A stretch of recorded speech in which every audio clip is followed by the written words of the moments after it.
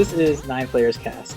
The point of the show is for it to be kind of a video game book club where we each month, twice a month, we play a game to a certain point for the first half and make some determinations to talk about our feelings about it and what the game's about. And what we're doing is trying to come up with features that we think should or should not be carried on as game design lessons in the future. Like, some features kind of suck. Some features should die now. Some features should carry on and be used as lessons for future games. Just kind of getting a sense of where this game's place is in the tapestry of games, if you will. But the point is for it to be kind of more of a book club thing. Experience new games, to talk about it, go through things, experience it all together. Stuff that you wouldn't maybe normally play or normally wouldn't go. Or just rehashing stuff that you have played in the past. So, without further ado, I'm going to go ahead and introduce all the members of the cast. I am Player 9. And next is... I am Martin. And I am Lee. Scotty is my name. I said Player 9, but I'm also James. I wasn't real quick. Yeah, I wasn't aware we were using call signs. No, we could totally do that right now. I'm just saying. If it is, it's Sex Panther from now on, guys. Sex Okay, Panther. so it's Player 9. Well, I can't. Well, I was gonna say Milkbone, but now I can't say that after you said Sex Panther. It's just. I'm Sex Panther, bro. Oh, man. Do you work 70% of the time, all the time? Yes. So we got Player 9, Milkbone, Sex Panther, and Lee. Yeah, let's go with that. I'm cool with saying that my name out there. Ain't no skin off my back. No, we're gonna go by names because it's awesome. Yeah. Normal names. More personal that way. So this month we're playing Mass Effect for our first podcast, and what we want to do is invite you at home who are listening or watching this podcast on YouTube, also available on iTunes, to go ahead and just jump in with us and play. Because in about 2 weeks we're going to be doing part 2 of this, where we're finishing up Mass Effect and giving our final verdicts on everything, talking about if our opinions have changed, what mechanics really settled in right or wrong for us, and just kind of expand on some of the concepts we talked about here. All right, so you're saying that we're going to be playing a small portion of the game first, so the other players can come in, and then we talk about the second half? Exactly. That's basically how it works. But at the next cast is we're going to announce what next month's game is, so people can go ahead and play up to that point or play along earlier. But for this first one, we're going to introduce it like this and then have them jump in and play from here and catch up. So in 2 weeks, we can all do the thing. And what we'll do is we'll read any emails or comment feedback, anything on YouTube that anybody has that wants to write into the show. We'll be reading some of that stuff. And we want to involve the fan base and the users as much as possible. So if you want to send us emails, go ahead and write into player9show@gmail.com, and we'll read it on the show. Not all of them. We'll read the good ones on the show. You don't want to get some of that creepy fan mail. Yeah, You know, it always interested me when they did that on television, how they already had fan mail ready to go day one. yeah. I guess that always bothers me. I was expecting you to go, and our first letter comes in from They make their own letters. no, don't ruin my version. No, guys. What I'm the- going to let you in a little industry secret here. For a couple years, that was my job.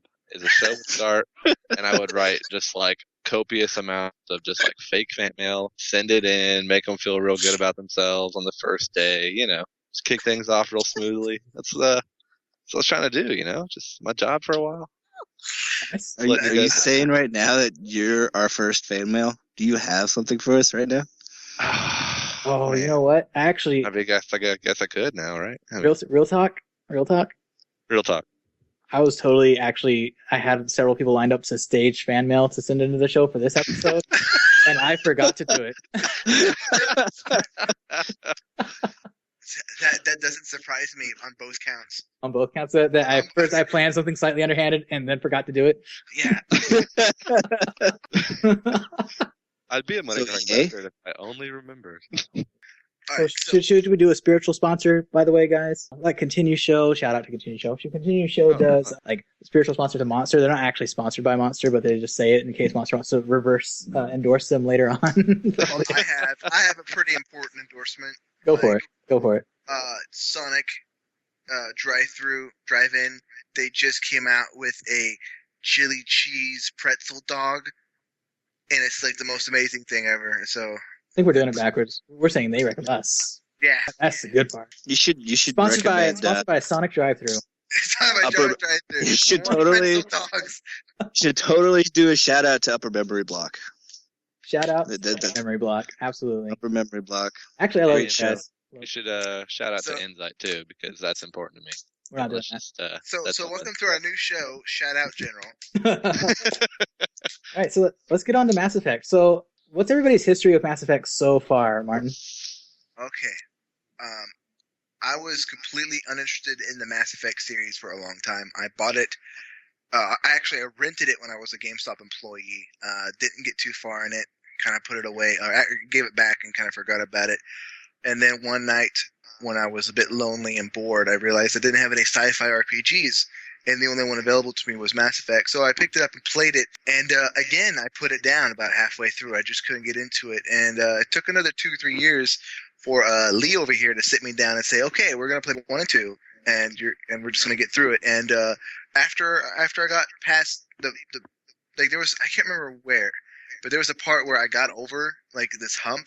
And I finally got into the game where, like, suddenly the lore, like, really got to me, and then I started really enjoying the game. And that's my story with Mass Effect. Well, Lee, what's your story? My story was I had followed it from the moment it had been announced. I watched dev videos. I watched anything I could find on YouTube. And it looked very promising from the dialogue choices that they had from the start of the game. You could theoretically interrupt people when they're talking to you. They would have consequences for doing that. Little stuff like that, which kind of didn't make it into the game, sort of. But when it first came out, I played it on the Xbox originally, all the way through, and I beat it. And I think 2 sittings. And I was very, very, very pleased with my playthrough on that. I didn't have any issues getting through any of the humps because, honestly, I love the intrigue and the mystery of why you're suddenly thrown into this situation with the betrayal in the beginning of the game. So it really hooked me from there. And I've played every game that came out in the series as soon as it was released. So Okay. I'd say I've pretty much have good fun with the series. And say now, we're not going to spoil anything from the point that we played so far, which is up to the Saren thing. And I'll explain a little more that way. Yeah, the Saren reveal. So no spoilers for 2 or 3, and no spoilers for the remainder of this game. We'll talk about the remainder of this game. But the part 2 of this podcast is going to be spoilerific. But we're still not going to talk about Mass Effect 2 or 3 until we might do Mass Effect 2 or 3 episodes. Well, that's why I just didn't mention anything past the hook of betrayal. So Hook of Betrayal. Okay, it's gotta go. So it's an item in World of Warcraft, by the way. Saren's got to go. plus 1 hook of betrayal. Yeah. Scotty, how did you encounter Mass Effect? I actually came into it just completely not expecting anything from it. I kind of got it as a gift one year. I think it was for like a birthday or something, and I kind of liked it because it was BioWare, and I really liked Knights of the Old Republic. I thought that game was awesome. And so kind of sat down and was pleasantly surprised to see many of the same aspects, like the dialogue options and everything, and how dialogue affects a lot of different. That was awesome. Like, I played through the game pretty much like in a month. I loved it to death. And then I played it like 3 more times in a row. It was pretty awesome. Damn. Yeah. Well, yeah, you get to play different areas. You can play neutral, you can play good, you can play evil. Oh, Okay, yeah, I did it. Renegade. What's the other one?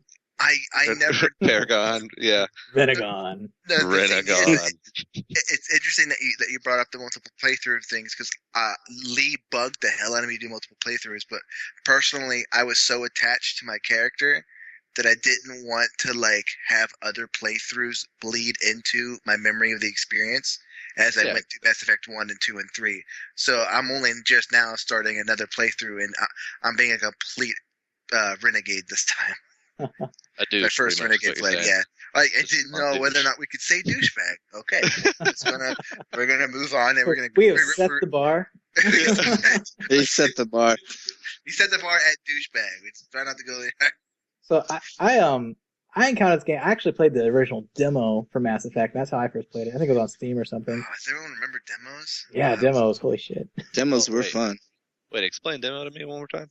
What is it? It only let you play some of the game before you had to pay for the game. You could only play, Is it I like think if I remember, the beginning and then somewhere in the middle on a random planet. Is it like an MMO that's free to play where you can like play it, but you have to spend money to win? But only level 20. Only level 20? Oh, okay. So, World of Warcraft jokes. Yeah. Well, actually, I actually didn't get into it after that. I didn't really care for it that much either. And it wasn't until Mass Effect 3 came out, or was announced rather, my wife was really into the Mass Effect series, and she was playing them like crazy. And when Mass Effect 3 was announced, I said, I'm actually kind of liking it. I was watching her play, and that's when I jumped in and started playing Mass Effect 1. But, okay, real talk, I've never beaten this game. Ever. The first time? I've never beaten Really? Mass Effect. I've never beaten any of the Mass Effect games. Then why would you play? Okay, so you never beaten any of them, right? But you played all of them. I've played all three a little bit. You just kind of ruin it. It's kind of like watching the first 30 minutes of Star Wars. Well, I was and watching. then jump into Return of the Jedi. It kind of So- is like that. Well, I was watching my wife play, so I was aware of the story because I knew what she was doing through the playthrough. But I never actually experienced the first game myself. But I got the full experience of the second and third game through her. So you saw her beat the game? Yeah, I watched her do the whole thing. There were parts that I missed, but I saw the real important bits. So I get It the is. general plot. It is definitely one of those games that very benefits from playing everything, doing everything, and then kind of carrying it on to the next story because all of it keeps showing up and reoccurring. And it's one of those things like I'm really surprised, man. You'd really like it if you played it. Oh yeah, You'd like it a lot more. that's one of the reasons why I'm doing it now. I've never beaten it. I don't know how this one ends or anything. All I did was a stupid little comic book for the PS2 version that you had to like, okay, well, I did that, yeah. I did do this, and I did that, and I didn't do this, and then that was it. I'm like, okay, I guess that was the first game. Yeah. They did a Welcome to- real poor job of making that relevant. Yeah. Yeah, I remember when it came out for the 360, EA did a whole EA thing and made you pay for that if you wanted to play it. yeah. Yeah, they made it. So if you wanted to pick up at the third game, you had to pay for that comic book thing. Yep, That was crazy. But it was free for the second one because they didn't transfer the first game. Never transferred to the second game correctly. For the PS3. It's because the PS3 notoriously is very hard to port to. Mass Effect 1 was specifically designed for Windows architecture. Mhm. So going into the very, very custom cell processor architecture, it was just too much for them to do. So they just decided to, okay, we're gonna design Mass Effect 2 at the same time for both consoles, and we'll just skip Mass Effect 1. And that's why Mass Effect 2 had the little comic book. It also allowed new players who came in the middle just bought the middle movie or the middle version the middle game. Sorry, that's how I think of them. Like the middle game, Mass Effect 2, without playing Mass Effect 1 at all, it allowed them to do that kind of stuff. I view as anyone who's played Mass Effect 2 first, just out of the blue, it's like watching the middle of a trilogy. Like, why would you do that? Yeah, that's basically what I did. Basically. I don't know. You're a horrible person. Yeah, it's your redemption here. So on that, what's everybody? What consoles are you playing this on? PC. I am 360 right now, and I kind of wish it was PC.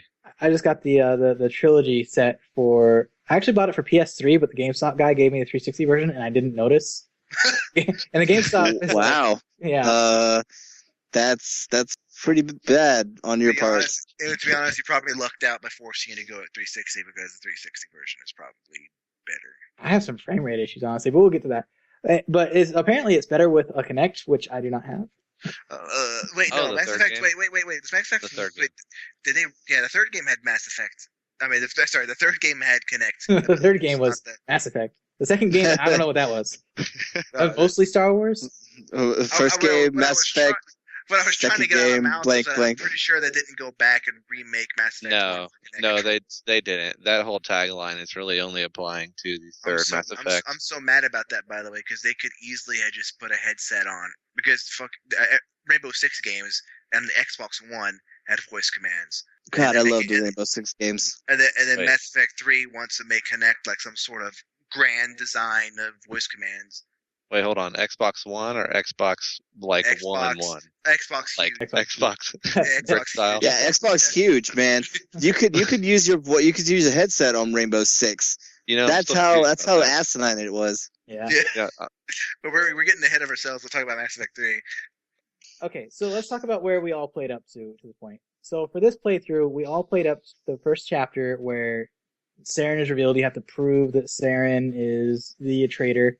He was the one who killed Colonel Mustard in the boardroom with the knife. You have to do that little hunt. So a little. Go ahead. You had a joke? I did. It died. It's kind of unrelevant now. It's not right. That was last year's joke. No.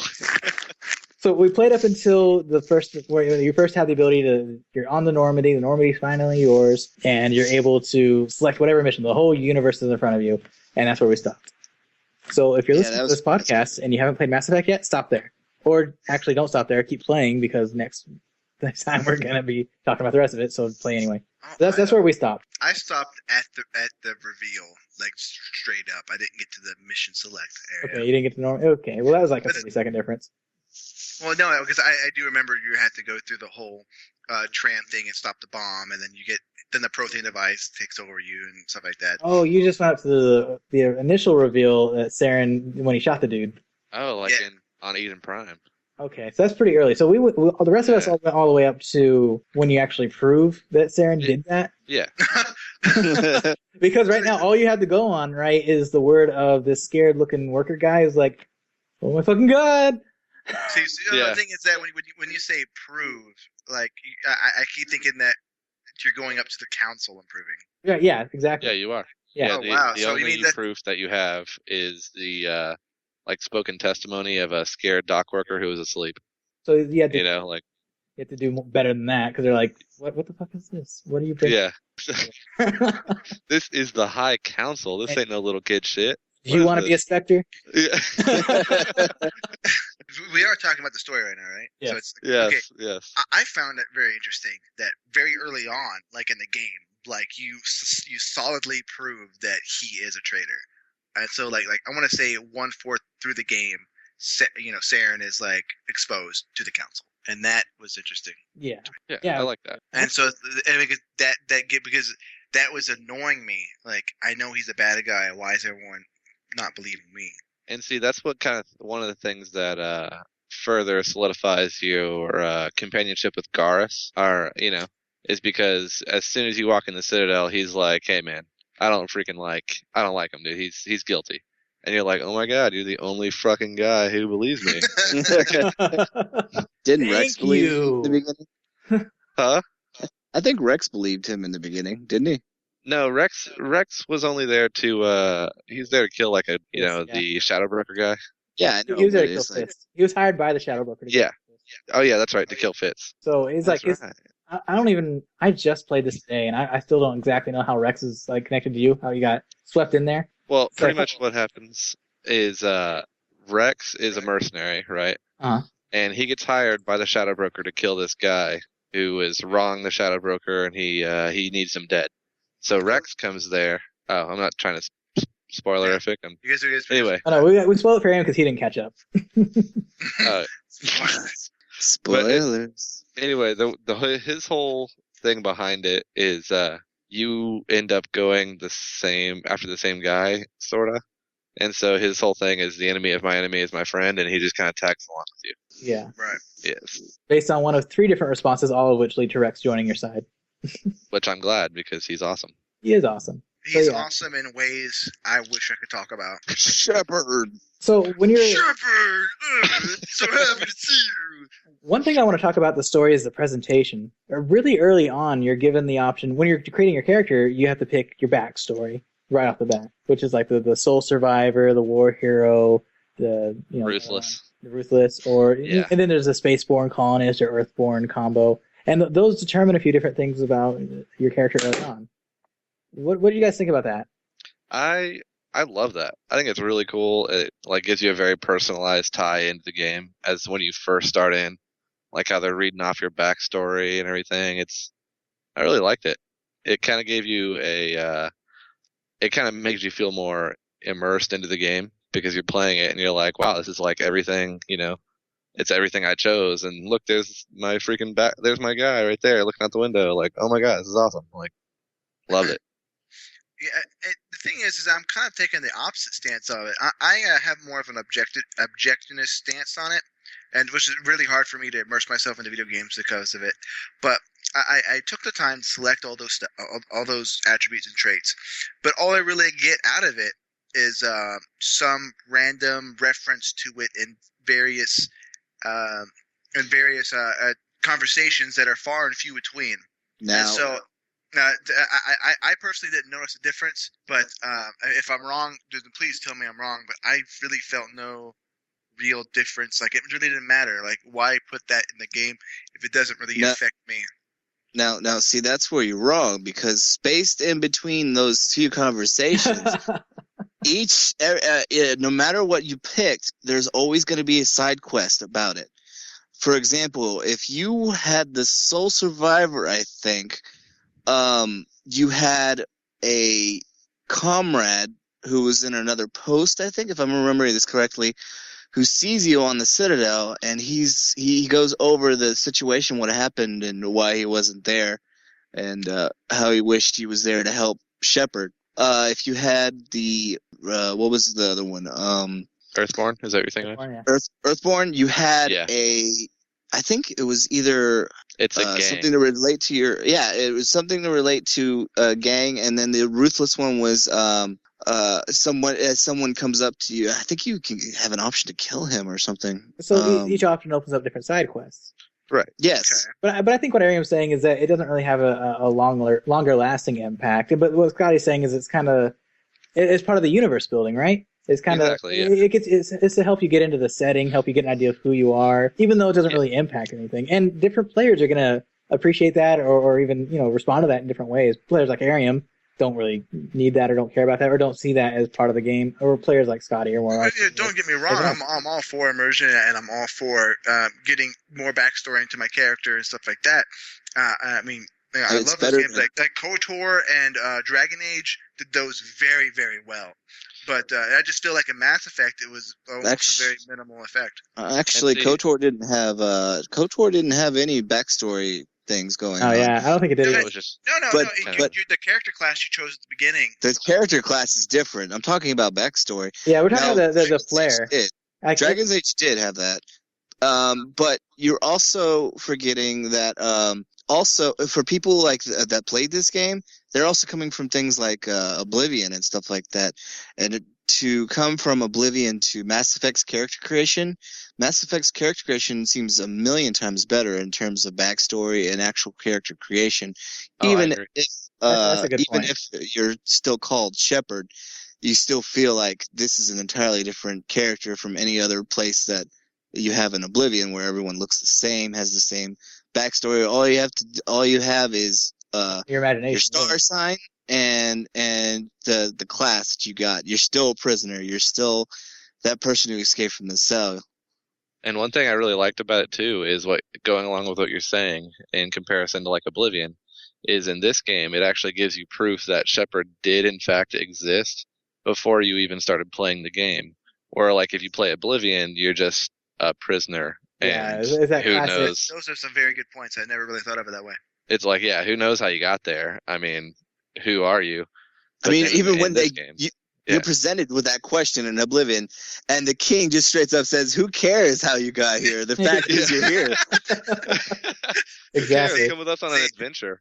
I'm so glad that you brought that up. Lee, I know for a fact that Lee lived and breathed Oblivion for about 2 years of his life. So if there's any person who knows more about Oblivion and Mass Effect, it's a good point though. That players are coming from other games that weren't like Mass Effect was kind of groundbreaking when it came out.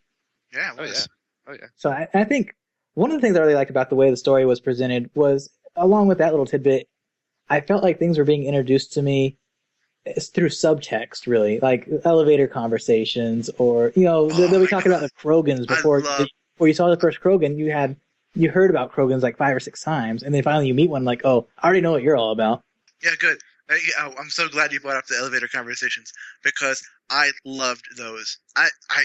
They were hidden loading screens, to be honest, but I'm not sure why everyone hated them so much. I hear a lot on the internet that a lot of the reasons that Mass Effect 2 was missing a lot of stuff from Mass Effect 1 is because specifically those things were annoying. So elevator conversations where you hear all this witty and fun dialogue, or you're forced. You're kind of forced to, but like it gives the opportunity of having all the characters talk to each other, like the different combinations of your team that you bring with you, and they talk to you and they talk to each other, and it just shows how well they wrote all of these really interesting branching discussions that advance throughout the story if you bring those teams with you, and like they'll remember. it's akin to Dragon's Age random conversations when you're walking around. No, Dragon's Age conversations were an evolution of the elevator talks. I know that, but it's akin to it. But even though you were forced into it, it still has the same feeling, the same context, the same great like dialogue that comes in between your characters and other ones. And it's even better because your Shepherd interacts with them, even though in Dragon Age you can talk every once in a while. But it's great banter between all the characters that you can mix and match. And because of this, there's almost limitless options. And I really liked it too. I agree with Martin on this. The way that I really liked those elevator dialogues, and they did provide a lot of backstory. But I think a lot of people didn't like them because they were such a long break in between like action and doing things. They kind of canned it. I have to agree there as well. I loved the dialogue itself, but there'd be times where like they'd just stop talking, and I'd still have I'd be like looking at my watch, waiting for the elevator to finish. It was kind of cool to have that music and it be awkward. The news sequences were pretty cool. I thought it was a little kind of shoehorned how you'd interact with somebody, and then based on that interaction, like with the reporter or with the burial side quest, we were retrieving the woman's body, the soldier's body. Yes. But then you do that, and then as soon as you get on the elevator, you hear on the news them talking about her, and it's a little bit different depending on what you did in that quest. I'm like, that's a little dumb-ish. It would be cool if I heard about that a little while from now, but that was... Yeah, the callbacks are way better than instant references. Yeah, that was like... The only reason why people didn't like it is because they didn't put an aspect of interactability into the conversation. And that's probably the only reason why. Yeah, but one thing that was cool about it, though, is if you're in the elevators and you're listening to the newscasts and stuff like that, it actually opens up side quests. You know, you'll be in the elevator and you'll hear like the moon was taken over by robots, and you're like, oh, that's interesting. And then you look down your missions and it's like side quests. Go save the moon from robots. That's cool.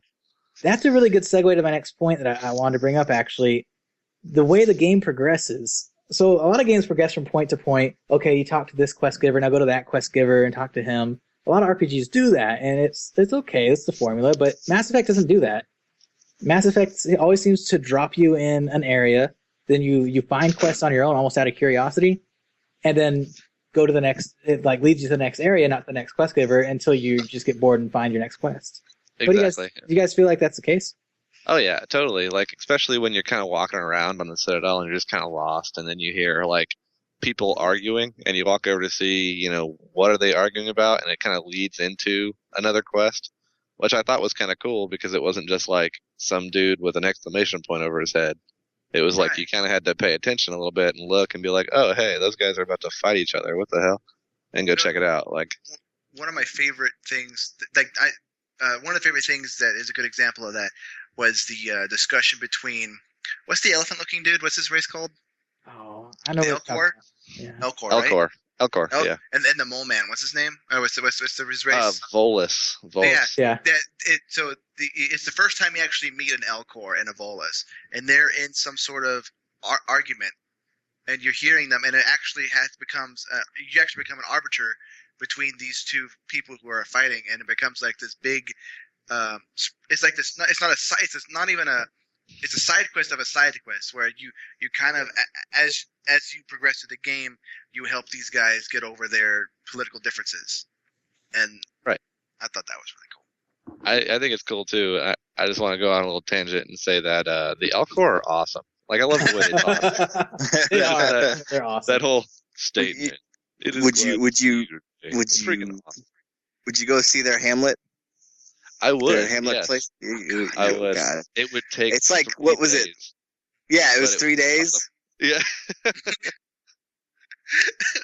No, I feel like from a design standpoint, the Elcor were the antithesis to HK-47. Where like HK-47 would tell you the type of sentence he was about to use, and the Elcor would just tell you what kind of emotion they're supposed to be conveying. Yes, actually, that's really cool. That, yeah, that's a good point. I never actually thought about that. HK-47, of course, being the robot from Knights of the Old Republic, who would say a similar thing. Best character. Yeah, he was awesome. Best of the year. Best party member. So one thing I definitely wanted to touch on real quick with the story was with like tropes and things. This game, a lot of sci-fi games suffer from you're just another Space Marine. Just another Space Marine trope. Almost all sci-fi games, you're Doom, all those games, you're another Space Marine. This game escapes that really carefully, while making you kind of the Space Commander, Space Marine type situation. Gives you so much backstory that you don't feel like you're just another, grunt in the pack. Do you guys feel like this game avoids that trope? Yes, unless I'm mistaken. It isn't. Can you decline the Spectre status in Mass Effect 1? Or is that only No, Mass it Effect 2? it is given to you. I'm not very sure. I tried to decline. I tried to decline, and it was forced upon me. It's like, well, you're doing it anyway. Like, it's not. It's your. But they kinda Anderson play it will off tell like- you. Anderson will tell you it's not your call, Shepard.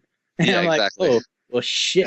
Now listen carefully, and then this might be a little bit of a spoiler, but in the second one, you can deny your Spectre status, and it will carry over to number 3. But it doesn't matter. It will limit your options in number 3 when you need certain things.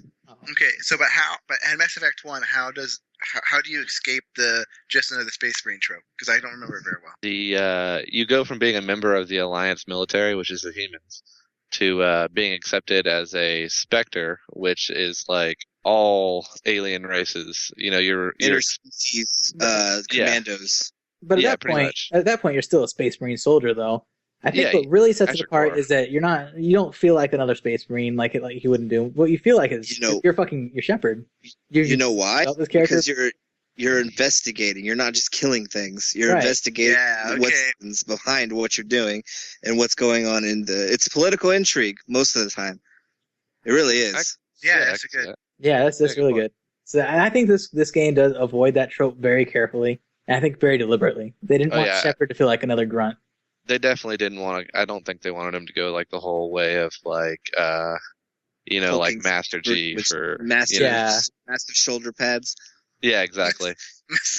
Massive shoulder pads, a la freaking Metroid. So I did want to move into another point was what you're saying with the political intrigue and how the game kind of takes that route. I really liked that the game gave you experience points based on your conversations. Literally progressing and getting more information leveled you up. Oh yeah. Were they just as much as if you were fighting? Yeah, it was about the same rate actually. It was. And one thing that was cool about it is that was an incentive for you to spend more points in the like intimidate or persuade category. But like most of the time, they would just give you cooler stuff, or like you're like, tell me where the damn thing is, or could you please tell me where it's at? I mean, these children could really use it, and like you'd guilt them, or you could force them. And what was cool about that though is if you have higher skill in it, there's different tiers of persuasion levels in multiple conversations. Right. So you can talk to a guy and then use like a Paragon choice, and it's like, hey, these children need it, and then it opens up another level of Paragon, and it's cool. Like if you keep going better and better at it, you keep getting more stuff, which is awesome. And just to point out, because if you don't put any investment into it, you could have some hard times ahead of you in certain parts of the game, especially one in particular. One in particular that I'm thinking of right now. Yeah, I know exactly what you're thinking of. Yeah. The first time where like persuasion was like overpowered, I'd have to say. Sorry to cut you off there, but we're going to go ahead and wrap this up because we're all out of time. But I want to remind the audience to like, comment, subscribe. Remember to send any comments and questions you have to player9show@gmail.com, and we will definitely be reading some of those emails on the show as well as YouTube comments. Remember that you can also find this podcast on iTunes. Give us 5-star review. We'll probably read those on the show too if they're good. And we'll read the interesting ones. How about that? But I want to get, before we move on, I want to get how, are you enjoying this game so far, and are you looking forward to continuing? Yes. Best ever. I also reply yes, and yes to the second question. I'm looking forward to getting the Paramore achievement once again. Awesome. Oh, and finally, alignments. How's everybody playing? Pure renegade. I'm goody two shoes in my first playthrough because I put my actual conscience onto Shepard, but this time I'm just like, fuck it, let's just be an asshole. I'm playing like neutral good, kind of like neutral Paragon-ish. Lee? I have played both Paragon and Renegade, so I'm doing a full neutral run. I'm not going any way, and I know it's going to be hard getting to a certain part of the game with a character I love so much. Yeah. But it's going to be an interesting experience. Okay. I'm actually playing as player 9, so I'm just going for those manic, chaotic answers possible. Just creating as much chaos as possible. Good nor evil, just chaotic. Chaotic. Nice. So we'll see where that goes. But we will be continuing this in about 2 weeks. We're going to do part 2, so you can go ahead and follow along, and we will see you then. And if you're watching this and you haven't played the game, you don't have the game, you can watch a Let's Play or load something else like that up and just watch and just listen. It's good for that kind of thing. But in about 2 weeks, we're going to be playing Mass Effect 2, and we might have a one-off in between. We're going to decide on that, and we'll let you know about that when that time comes. So, Wait, we're playing Mass Effect 2? Mass Effect 2? We're playing Mass Effect 1 Part 2. We're going to finish Mass Effect 1. I'm sorry. We're going to finish Mass Effect 1 Part 2, and then do Mass Effect 3 Part 4, and then Mass Effect 2 Part 8. Oh my god. gotta What are you change signing us up for? Halo God. 4 3 the movie. we gotta change the discs. It's asking for the second disc in the system tray right now. I can't find mine. All right. Oh god. Well, End it. End Yep. it now. end it now. That's it for today. Join us next time. Holy Like, comment, subscribe. shit. It's a podcast on YouTube. It's a video cast without video. You just put some pictures in there at certain points. Get some pictures in The there. snozzberries taste like snozzberries. Some face cams, just Shepard talking. No, what Shepard you do talking to Shepard. If yeah, Shepard. The Space Marine tropes. Put a bunch of Space Marines attacking like Shepard or something. Oh, the Honestly, Emperor. we- All right. We could do Wait. like Flash style, like throw red shirts on Jenkins and shit like that. Yes. Yeah, MS Paint red shirt. Yeah. That's it for today. So we'll see you guys next week. Peace. Alright, bye. All right. But you know what? We'll actually save it for part 2, because then we can go over the combat and other stuff in a lot more detail. Oh yeah. Yeah. Definitely.